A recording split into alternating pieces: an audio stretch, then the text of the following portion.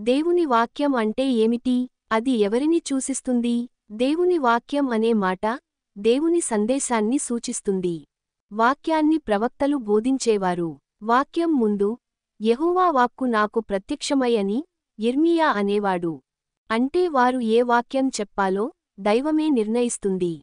యేసుక్రీస్తు ఆత్మప్రాణిగా పరలోకంలో ఉన్నప్పుడు వాక్యంలా ఉన్నాడు. భూమి మీద కూడా అదే వాక్యాన్ని బోధించాడు. ఆది యందు వాక్యం ఉంది, అది దేవుని దగ్గర ఉంది. వాక్యానికి రాజులకు రాజు, ప్రభువులకు ప్రభువు అనే పేర్లు ఉన్నాయి. వాక్యం శరీరరూపంలో మన మధ్య జీవించాడు. ఆయనే క్రీస్తు. దేవుని నుండి వచ్చే సమాచారం, నిర్దేశాలు, గద్దింపులు మనకు తెలియజేసేదే వాక్యం.